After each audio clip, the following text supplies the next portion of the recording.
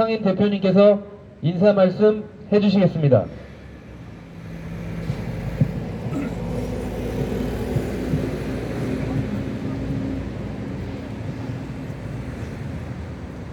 참담한 심정으로 이 자리에 섰습니다.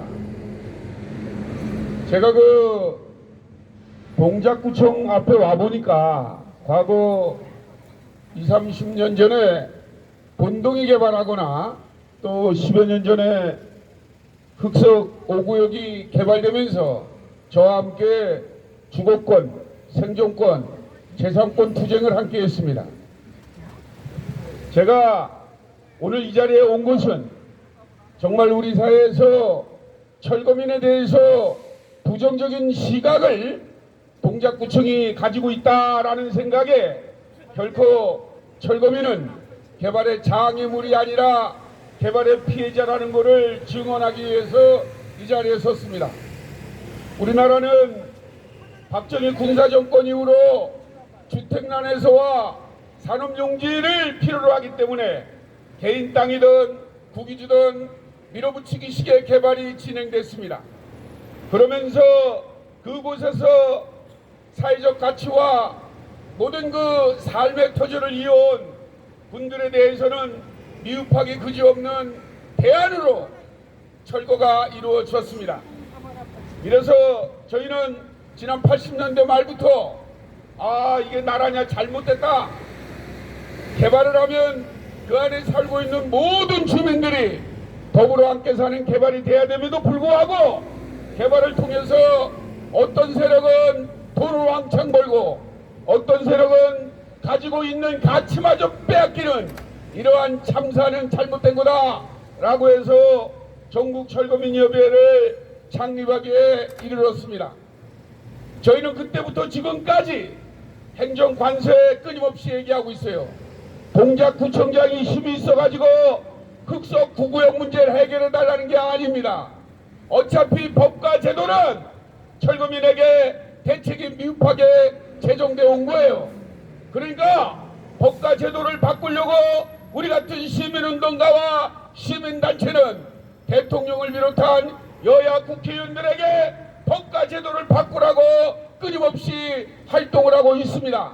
다만 개발 관련 법과 제도가 바뀌지 않아 발생되는 철거민들은 지역구청장이 정책적 대안을 만들어서 대책을 수립한 후에 세용업으로 복귀시키라는 겁니다. 인허가권이 구청장에 있지 않습니까? 재개발을 인허할 때는 그 지역에 살고 있는 100%의 주민들 중에 실질적으로 토지가 옥주는 30%밖에 안 됩니다. 나머지 70%는 세입자, 자영업자 이런 분밖에 안 돼요. 그런데 재개발이 되면 공유지나 구유지를 공시지가 수준으로 조합에 편입하게 되어 있습니다. 그러니까 멀쩡하게 같이 살던 주민들이 그러한 혜택을 한쪽으로만 몰아주는 거예요. 그리고 어떻습니까? 개발이 되면은 인근의 집값, 땅값이 치솟습니다. 그리고 그 안에 살고 있는 사람들은 저평가된 보상을 받고 나갈 수밖에 없기 때문에 2중, 3중의 고통을 받아요. 1948년 유엔이 만들어지면서 어느 정치 세력이든 간에 대책 없는 강제철거는 하지 말라고 국가 간 권유사항이 있습니다. 그럼에도 불구하고 우리나라는 아직도 국제기준에 미숙하게 바로 이런 군사정권 때 만든 개발학법을 이 동작구청장 같은 무지한 구청장이 있기 때문에 대책 없는 강제철거를 자행하면서 철거민이 발생되고 있다는 겁니다. 이런 규탄받아 마땅합니다. 시대는 흘러가고 있습니다. 정말 구청장이 해야 될 일은 현지 주민들의 조합원들의 이익만 대변하는 게 아니라 그 개발지역에서 낙오된 정책의 사각지대에 있는 주거세입자, 정책의 사각지대에 있는 자영업자를 위해서도 정책 대안을 만들어내야 되는 겁니다. 이 같은 일을 하지 않고 있는 동작구청장은 직무유기를 하고 있는 거기 때문에 규탄해야 됩니다.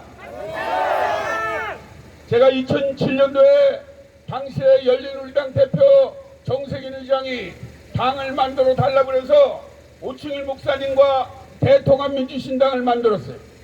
그리고 제가 경기도당 위원장을 맡으면서 당시에 49개 경기도 선거구 중에서 저희 당 소속의 국회의원이 41명이었어요. 근데 제가 돌아보니까 국회의원들이 하나같이 권력욕에만 사로잡혀 있어요.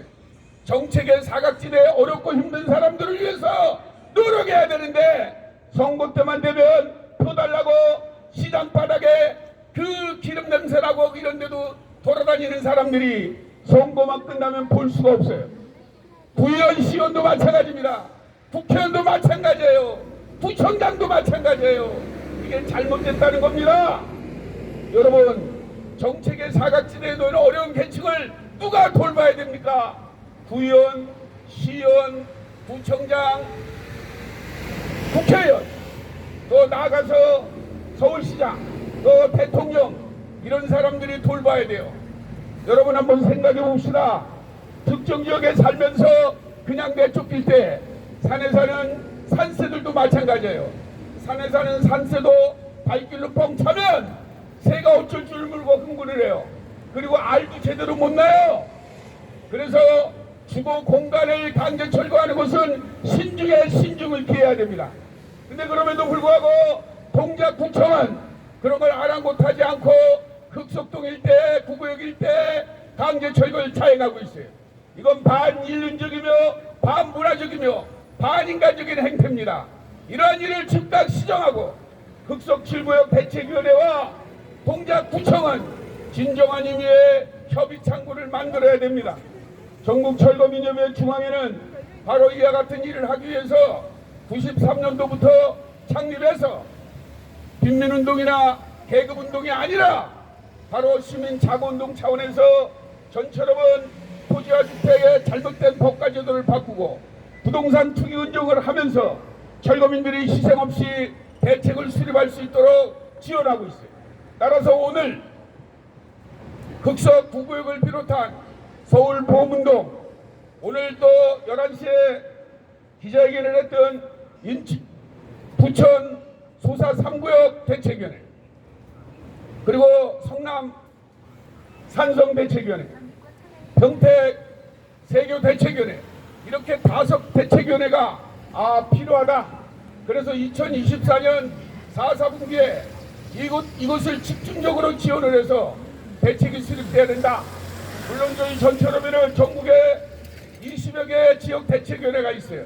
만약에 오늘 와서 이렇게 경고성 발언을 했는데도 동작구청장이 진정한 의미를 보이지 않으면 저희는 다음 주에 여기 또 올 거예요. 그리고 숫자는 계속 늘어나서 헌법에 보장된 단결권으로 대책위원회 위상을 강화한 후에 대책위원회가 집요하게 구청과 맞짱을 뜰 겁니다. 거기에 우리가 함께 할 거예요. 저희는 죽을 수는 있어도 물러설 수는 없다는 각오로 지난 80년대 말부터 지금까지 2000여 곳의 대책을 수립해온 단체입니다. 우리는 지역 대책위원회가 재산권, 주거권, 생존권을 찾을 수 있도록 최대한 지원을 했어요. 철거민들이 단 한 명도 죽거나 구속되지 않도록 합리적인 방법으로 대책을 수립해왔습니다. 정말 구청장이 인식이 있는 사람 같으면 우리 말을 들을 거예요. 지금도 전국을 다니면서 저희의 말을 듣고 전철과 같은 시민사회단체 말을 듣고 협의에 응해서 대책이 수립돼가지고 생업으로 복귀한 지역 대책위원회가 많이 있습니다. 저희 전처럼은 지역 회원들의 의식과 교육이니 공동체 의식 교육이니 이런 게 없어요. 왜냐하면 이분들은 개발의 피해자이기 때문에 그래요. 인간이 부모님한테 태어날 때 사지가 멀쩡히 태어날 수 있어요. 그러나 교통사고가 나서 불편한 지경에 처할 수 있어요. 이걸 우리는 교통장애인이라고 합니다. 바로 철거민은 멀쩡하게 살다가 바로 군사정권 때 만든 개발학법에 의해서 강제 철거되는 사람들이 바로 개발의 장애인입니다. 이 개발의 장애인들을 의미있고 의식 있는 사람들이 모여서 빨리 생업으로 복귀시켜야 돼요. 이 철거민들에게 가슴속에 한을 맺히게 하면 안 됩니다. 이 사람들 대책을 빨리 수립한 후에 생업으로 복귀시켜서 사랑하는 가족과 함께 좀 더 땀 흘려 일하면서 열심히 살 수 있도록 우리 사회가 배려를 해야 돼요. 동작구청이 이러한 배려에 앞장설 수 있도록, 동작구청장이 정책적 대안을 찾을 수 있도록 좀 더 살펴서 흑석 구구역 주민들이 하루속히 대책을 수립하고 생업으로 복귀하는 그날이 오기를 간절히 바랍니다. 오늘 함께해 주신 우리 전철업 동지 여러분에게도 진심으로 감사를 드립니다. 저희는 1차 4사분기 평택 세계도까지 아마 다음 주에 1차 집회가 기자회견이 끝나는 걸로 알고 있어요.